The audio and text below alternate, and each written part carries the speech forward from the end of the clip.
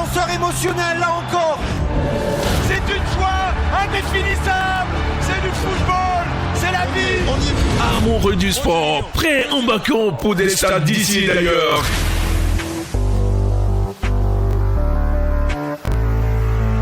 Chaque dimanche, de 15h à 17h, rejoignez-nous pour un marathon palpitant de tous les sports. Vous y êtes. Des exploits et des performances extraordinaires. La voilà, la sensation. Des analyses pointues, des interviews exclusives et une ambiance sportive garantie du jamais vu. Ne manquez pas ce rendez-vous incontournable sur Radio Afrique Santé. Radio Afrique Santé.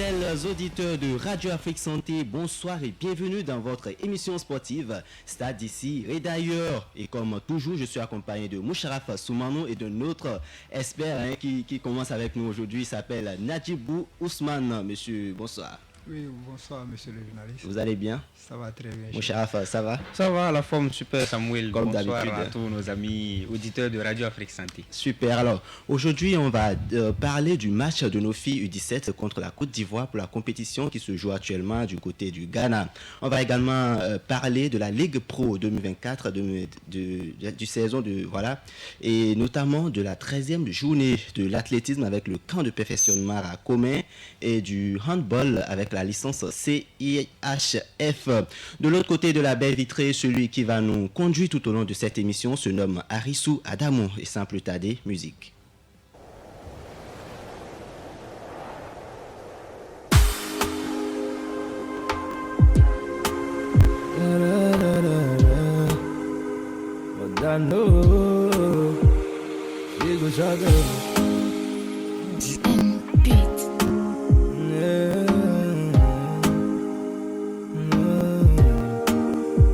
On dit l'amour ça rend fort, le même amour ça détruit.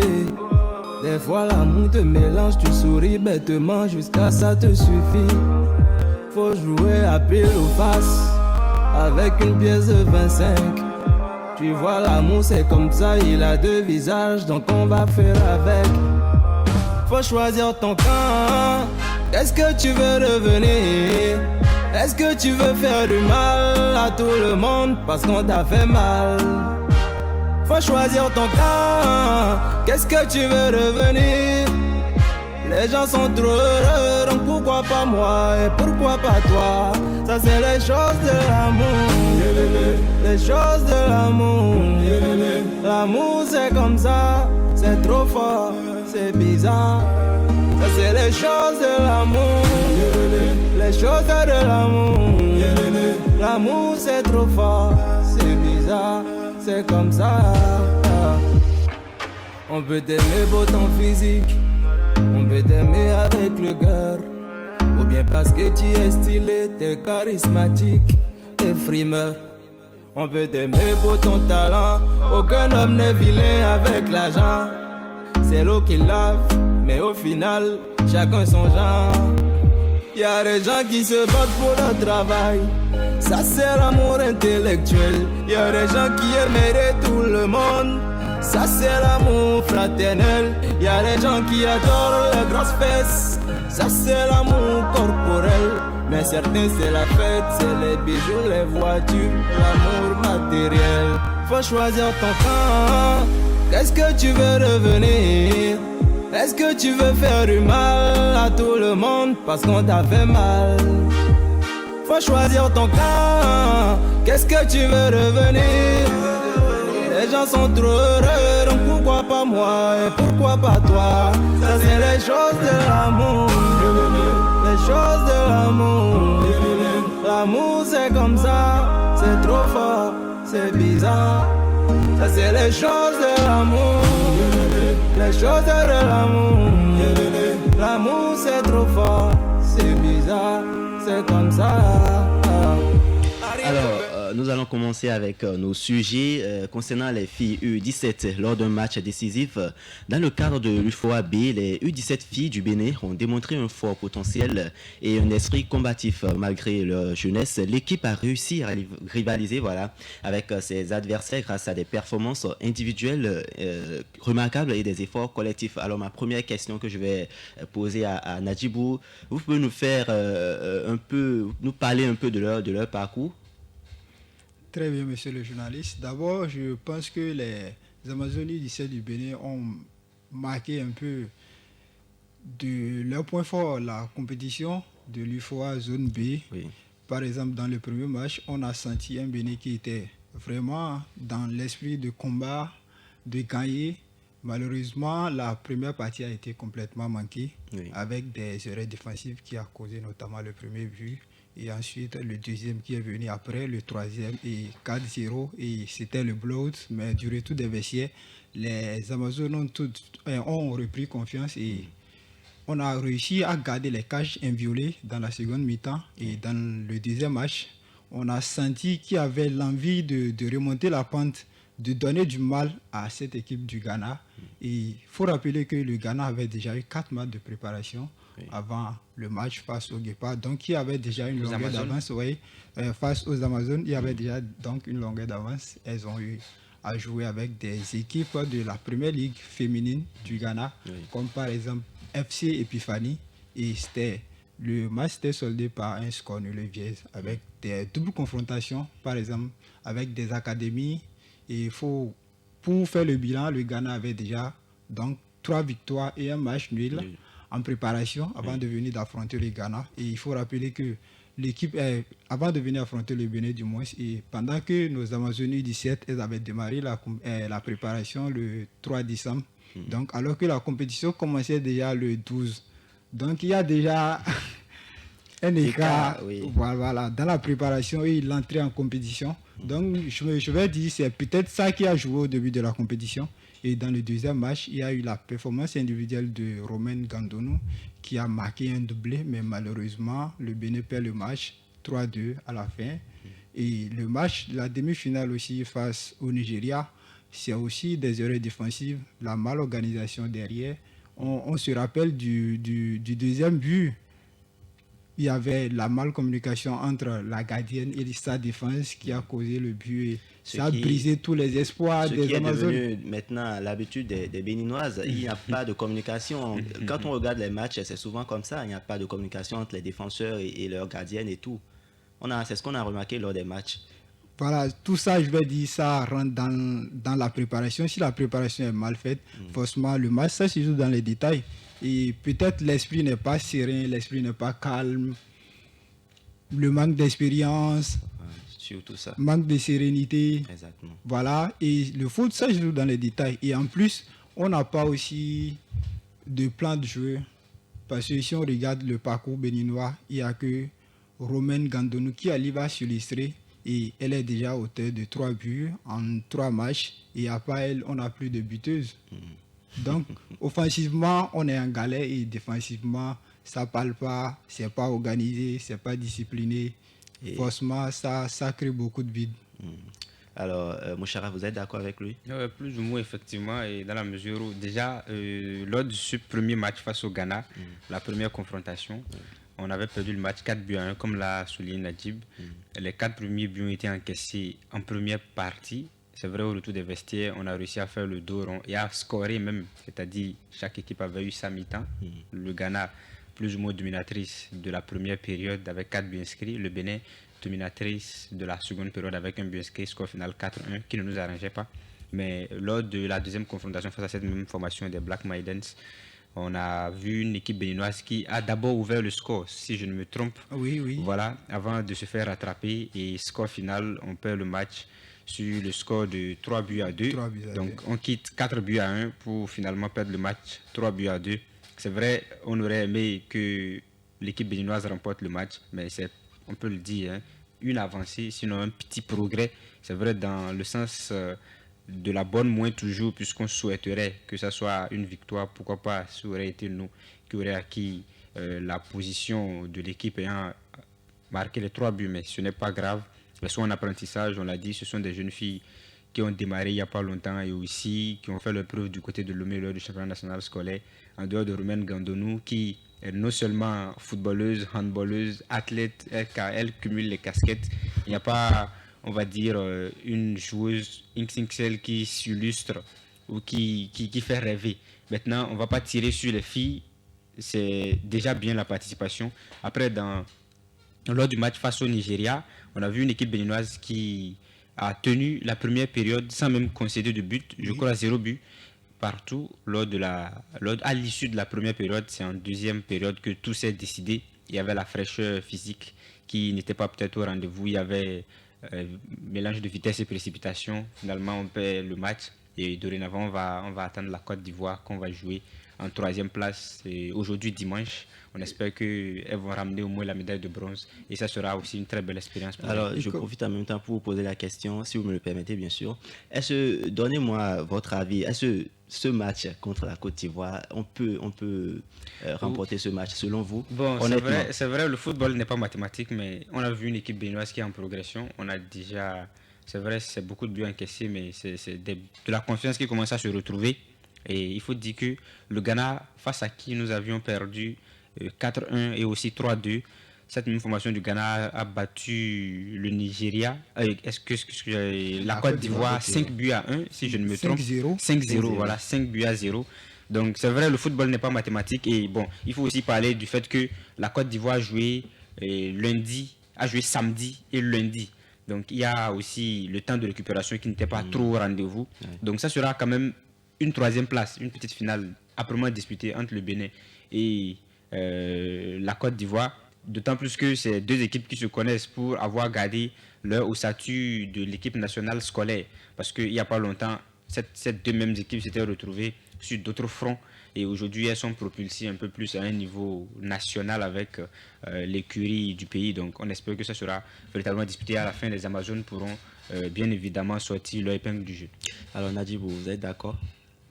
Bon, on verra ce qui va se passer sur le terrain. Vous avez suivi les autres matchs de ces filles-là. Est-ce que honnêtement vous pensez que ces filles-là pourront sortir la tête de l'eau? D'accord, on verra. Premièrement, il faut d'abord scorer, beaucoup scorer. C'est là la clé. Parce qu'on ne peut pas compter sur une seule attaquante pour pouvoir espérer peut-être gagner une équipe de la Côte d'Ivoire qui marque aussi beaucoup de buts. On se rappelle, face au Nigeria, elles en ont mis 2. Et nous, face au Nigeria, on en a encaissé que 2. Donc déjà là, il faut commencer par se poser des questions. On n'a pas beaucoup d'arguments offensifs. Et là, je pense que ça peut être décisif pour le match de ce soir. Et aussi, il faut se rappeler, c'est vrai que la Côte d'Ivoire, les Éléphantes ont perdu 5-0 face au Ghana. Et nous, on a réussi à tenir tête. Lors du deuxième match, on a marqué 2 buts et après le match s'est décidé sur des petits détails. Le Bénin peut-être a une chance de se qualifier, mais ça passe d'abord par l'organisation dans le jeu.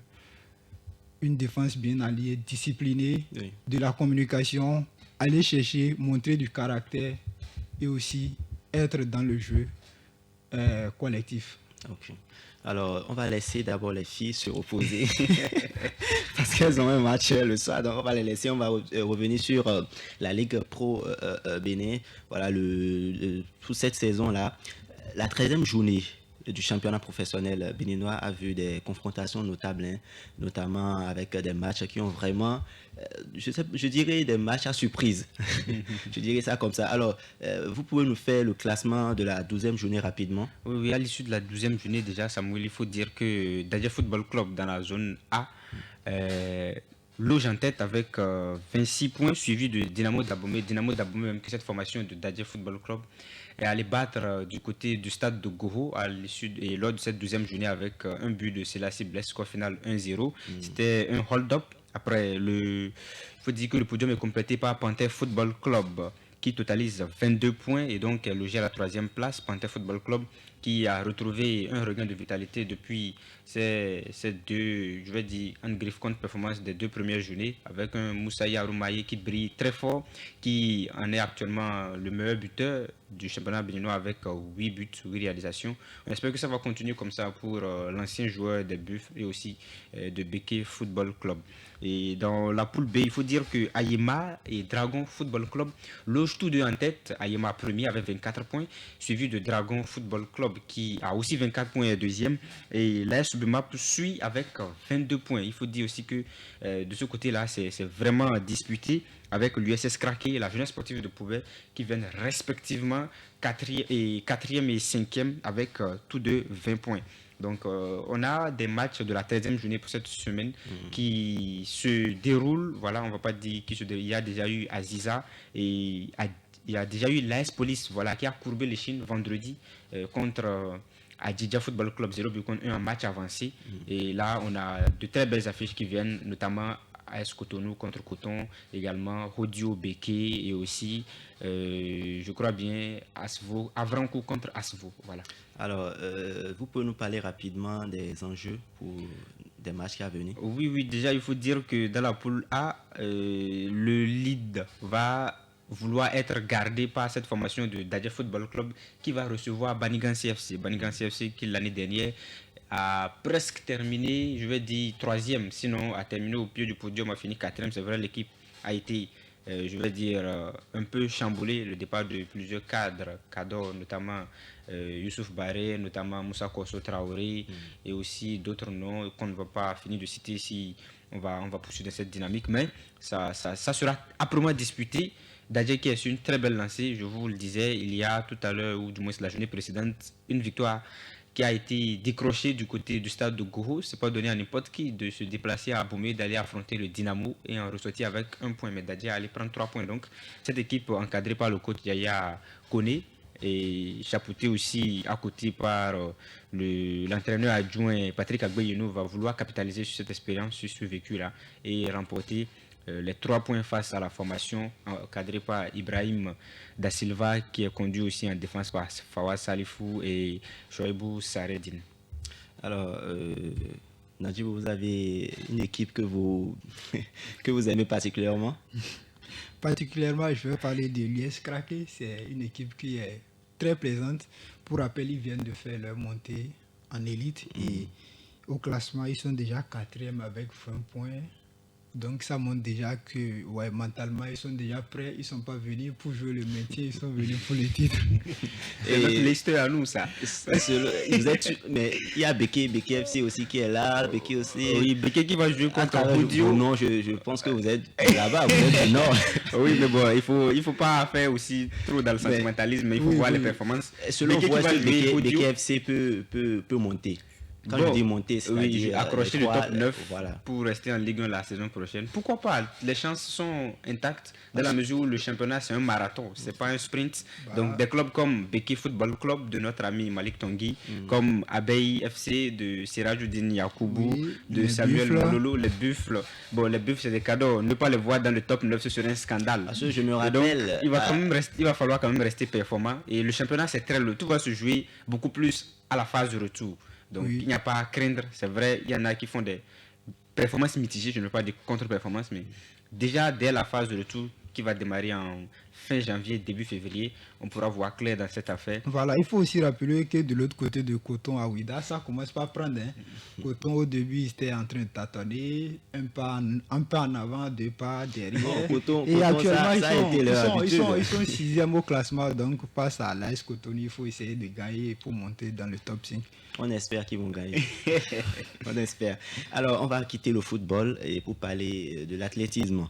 La Fédération béninoise d'athlétisme a organisé un camp national au stade Omnisport de Commun, réunissant 24 jeunes talents du 13 au 23 décembre 2024. Cette initiative vise à préparer la relève de l'athlétisme béninois. Alors, Najibou, dites-nous rapidement quel type d'entraînement et de discipline ont été proposés aux 24 jeunes talents lors du camp de perfectionnement à Commun.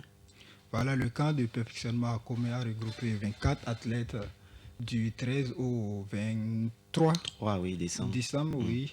Et on a 3 catégories, les U16, les U18 et les U20. Les U16 travaille sur l'ensemble des disciplines. Oui. Donc, il n'y a pas de spécialisation. Ok. Au niveau Pour les des U16. Voilà, au niveau des U18, il y a 3 disciplines. Oui. Le saut, le sprint, Oui. la vitesse.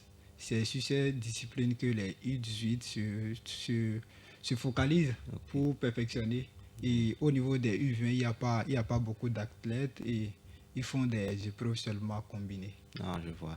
Alors, selon vous, Moucharafa, vous pensez que ça commence par prendre? Oui, il faut Honnêtement. il faut le dire, parce que Avant, faut le dire aussi, il faut être honnête. Avant, l'athlétisme au Bénin, c'est... oui, on a la chance aujourd'hui d'avoir des étendards ou des potes d'étendards, à l'instar de Noélie Yarigo, Oui. à l'instar de Odila Huanou, qui les deux, hein, il faut être honnête, de c'est les deux. Valentin Huinato aussi, plus ou moins, qui est dans une autre discipline. On a vu le Bénin participer aux Jeux Olympiques à Paris en 2024, donc ça a ravivé un peu, je vais dire, la volonté ou l'envie au niveau de certains jeunes enfants, jeunes joueurs, jeunes, je vais dire, citoyens, d'embrasser ce corps de métier aussi, parce que généralement les jeux sont arrivés vers le football, le basketball, les sports de balle.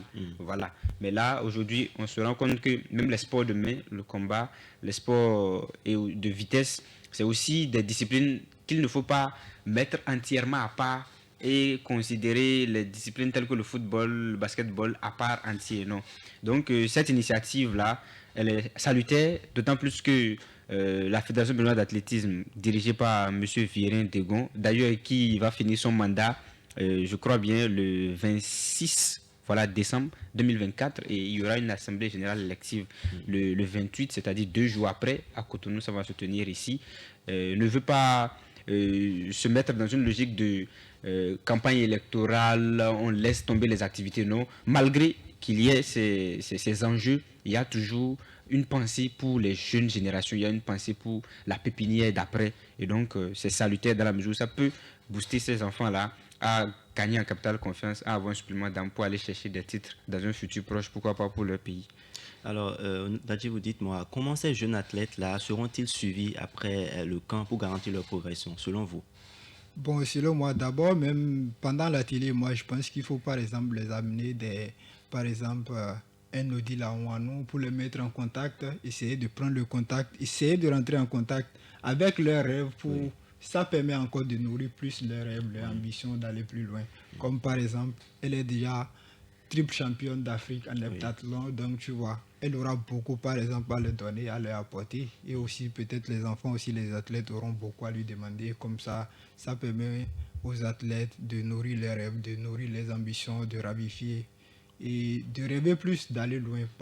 Pourquoi pas des stages aussi à l'extérieur? Voilà, des stages aussi à l'extérieur. À l'extérieur, je dis à l'extérieur, c'est pas forcément dans les pays européens, voilà, même au Ghana, même en Afrique du Sud, voilà. en Côte d'Ivoire. Ça permet aussi de voir voilà, à quel niveau les autres aussi sont. Est-ce qu'on peut se comparer à eux et essayer aussi voilà quoi, d'aller loin. Alors, vous êtes d'accord avec moi? Oui, nous sommes d'accord avec. Pas avec Nadji. Voilà. On va marquer une petite pause musicale et puis on revient juste après. Posa kopema kufakasi orji original gangi didi tuti abra kati ya mie naoni mawingo nibi imbeje nibi semeje nifurahije nibi bambeje nitenkunyeje nibi mwangeje Neti, ajaya leta bafuta kate Barriere na bise le kebele Ezopesa kanda mesho ezate Musala makasi membongo ezate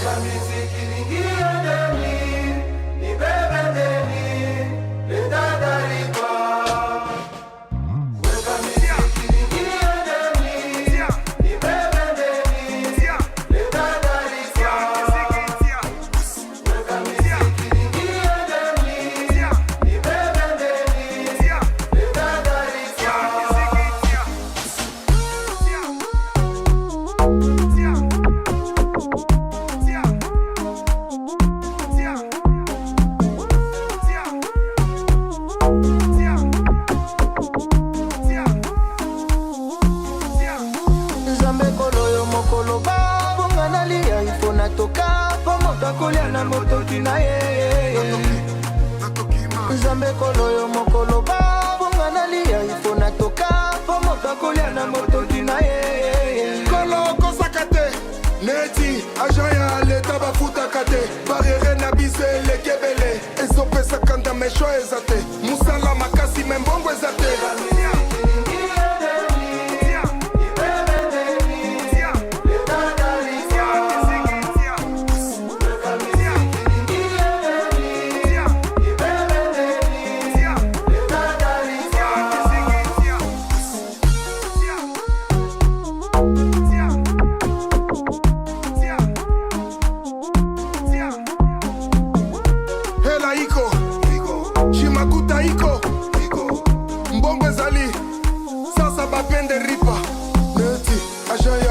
bafutaka te barriere na biso elekebele lelo bokofuta na okota nyongo bokofuta na miziki ningiendeni nakota nyongo leta kofuta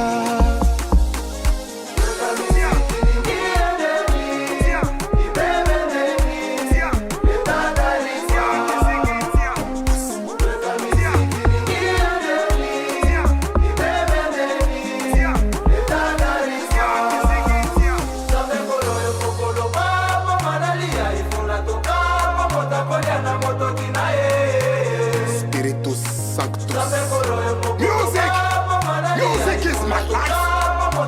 Music is my power. I'm a dragon.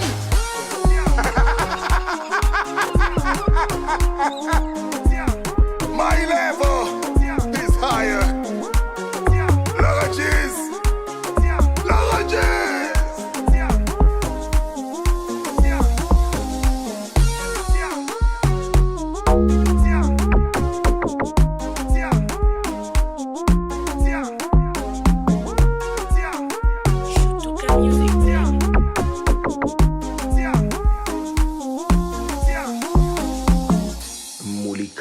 SARL. Alors, merci à Arissou Radamou. Alors, notre dernier sujet, c'est sur le dernier stage de formation de l'année pour l'obtention de la licence C de la Fédération internationale de handball qui a été lancée au Bénin, témoignant de la volonté de renforcer les compétences des encadreurs locaux. Alors, ma première question que je vais poser rapidement à Moucharaf, quel impact les principales compétences et connaissances enseignées lors du stage pour l'obtention de la licence C peut avoir sur l'avenir? Déjà, Samuel, il faut dire que cette formation organisée à l'endroit d'une quarantaine d'entraîneurs et qui a vu 5 femmes faire le déplacement ou du moins y participer, y prendre part, c'est une bonne initiative. Il ne faut pas se le cacher dans la mesure où il y a quelques mois, la même fédération béninoise de handball, sous bien évidemment la coupole de la Confédération africaine de handball, qui est toujours dirigée par un de nos confrères, un de nos concitoyens béninois, voilà, a organisé une formation licence D.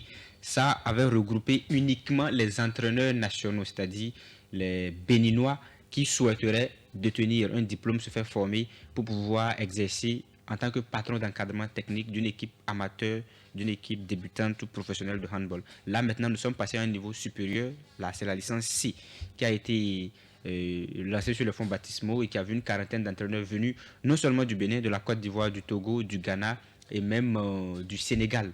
Donc, c'est une très belle initiative. Ça permet de renforcer, de rehausser le niveau des Africains en majorité.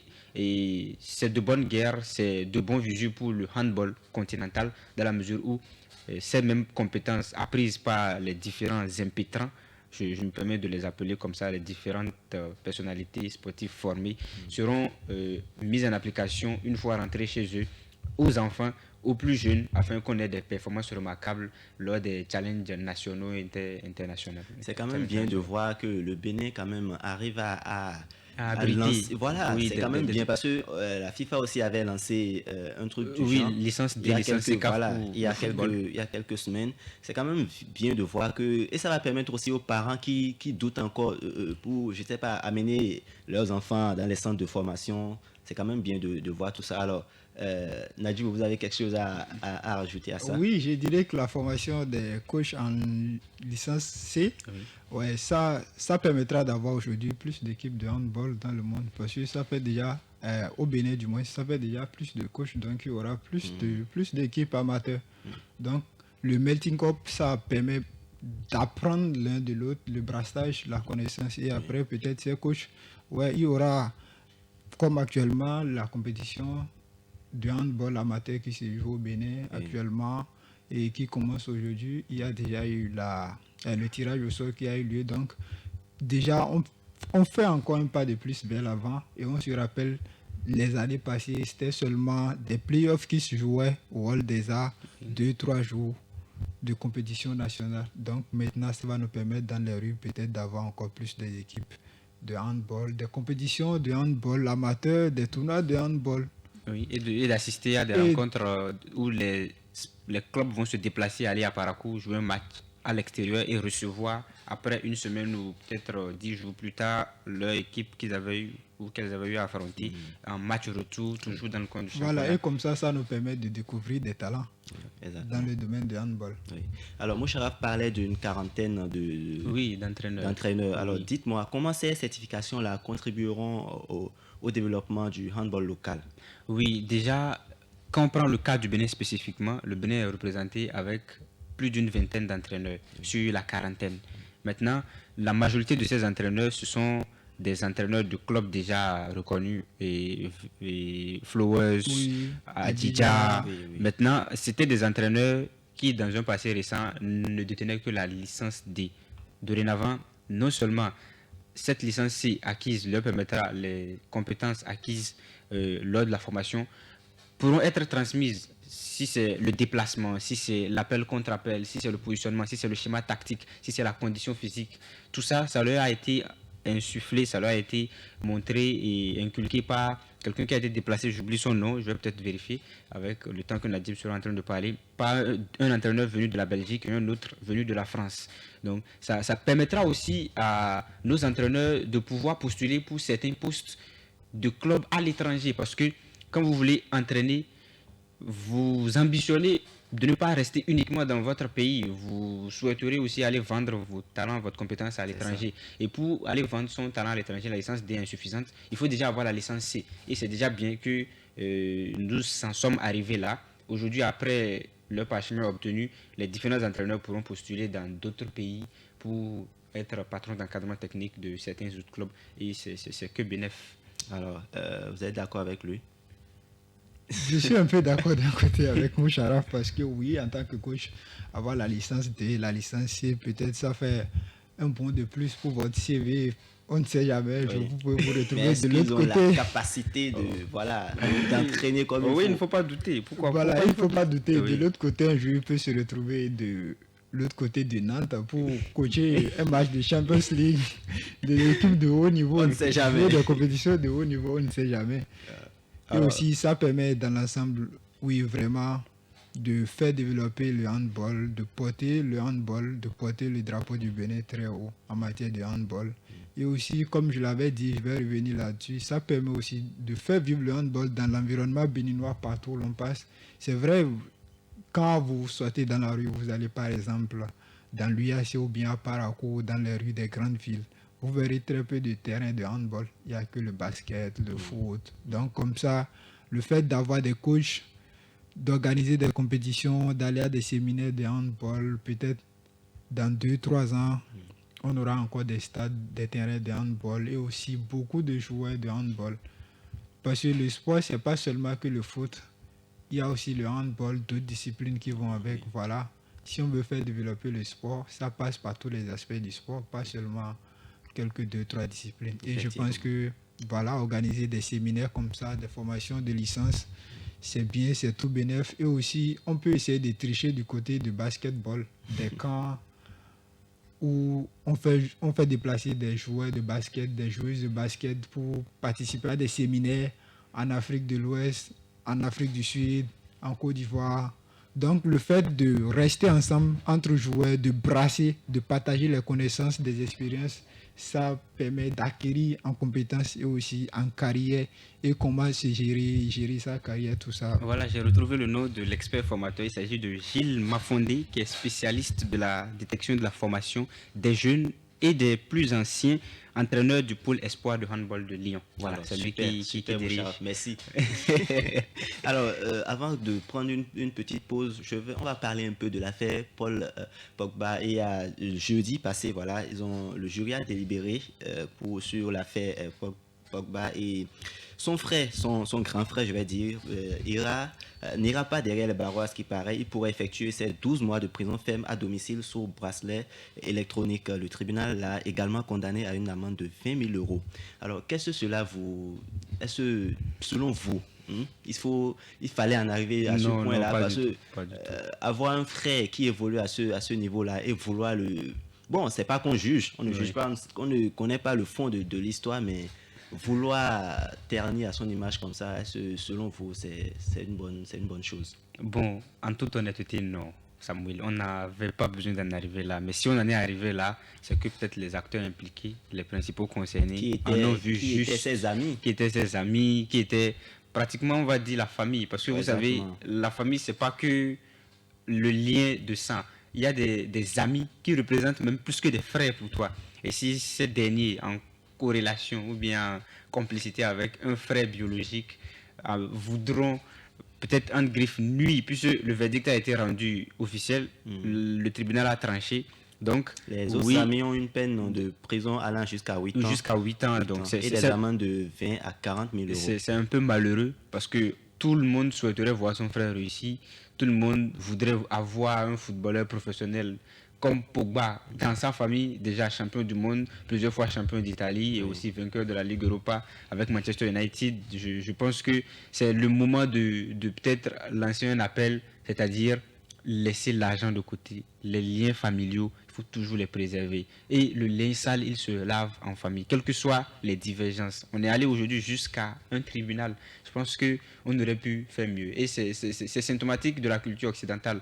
En Afrique, peut-être, on aurait réglé ça avec 2-3 vieux et on en serait peut-être arrivé, ou on n'en serait peut-être pas arrivé là. Mais à leur niveau, les Occidentaux, c'est beaucoup plus la justice, c'est les textes, alors qu'à un moment donné, il faut faire profil bas. Même si tu as raison, tu peux essayer de préserver l'image de la famille. Aujourd'hui, l'image de la famille Pogba est un peu salie.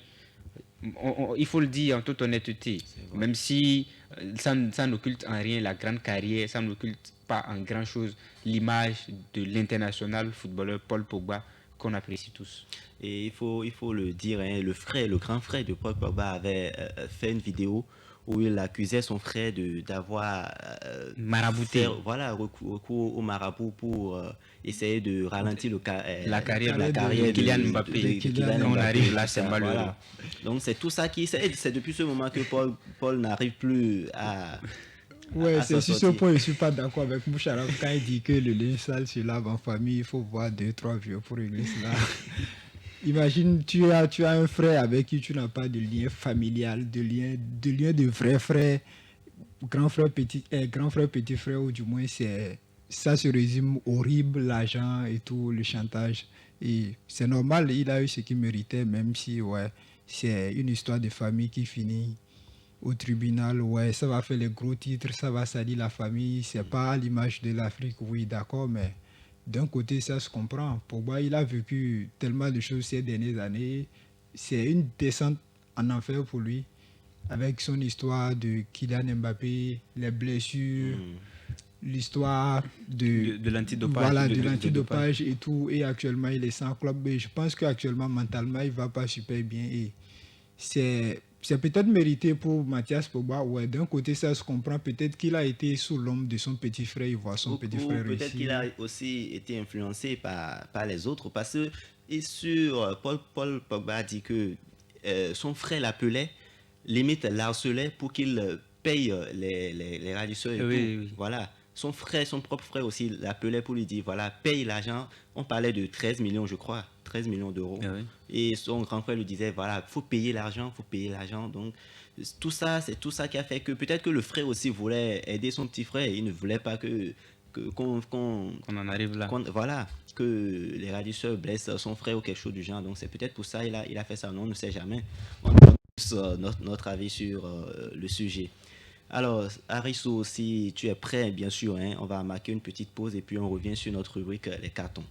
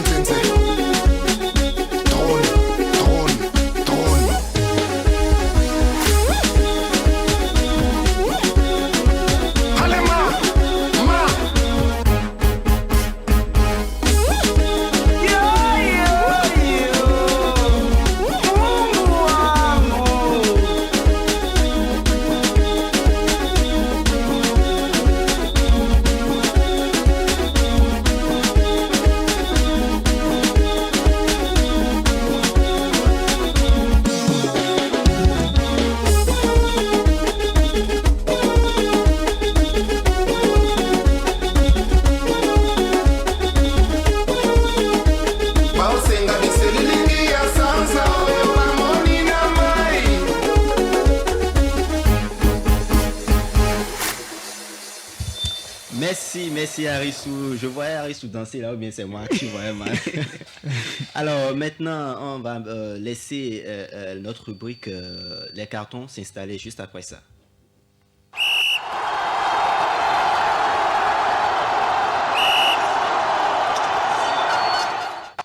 Alors, je commence avec Moucharaf. Vous avez un carton à donner? Oui, moi j'ai même deux cartons. J'ai deux cartons à donner. Déjà, c'est le premier, il est vert. Il est vert pour Lamine Camara, qui a été élu deuxième fois meilleur jeune joueur au CAF Awards il y a quelques jours au Maroc.